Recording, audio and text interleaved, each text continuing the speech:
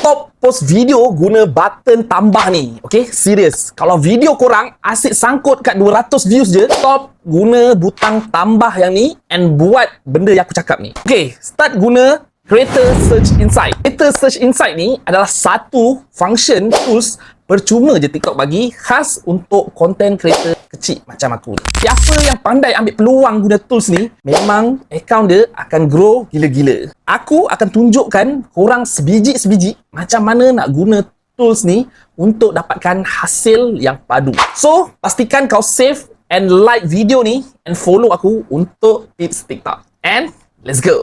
Okay, sekarang ni korang cuma perlu type Creator Search Insight ruangan atas carian ni. Okay, kat search bar ni. Lepas tu, korang search and view. Bila korang dah masuk dalam tu, korang akan nampak beberapa kolom berbeza tau. Jangan pergi dekat bahagian trending tu. Korang pergi dekat bahagian content gap. Kat bahagian content gap ni, korang akan jumpa topik-topik yang ada demand tau, atau permintaan yang tinggi, tapi persaingan atau banyak content creator yang tak buat lagi. So kat sinilah tempat yang korang patut post. Okay, cari topik-topik yang korang nak. Okay, boleh search je dekat atas tu. Lepas tu, topik tu sebelah tu ada percentage atau nombor yang warna biru tu.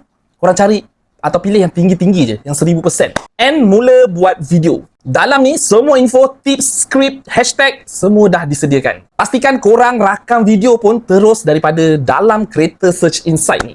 Alright? Terus tekan kamera merah tu and start rakam. Okay, benda ni bukan buat sekali je terus jadi tau. Okay, korang kena buat beberapa banyak video yang boleh untuk satu topik tu. So, stop fikir apa nak post hari-hari and mula buat konten yang korang dah tahu, memang orang akan tengok. TikTok dah sediakan tools yang power untuk korang rujuk. Kalau korang nak cuba cara ni, cuba komen Creator Search Insight dekat komen ni. Okay, and follow aku untuk lebih banyak tips lagi. Alright?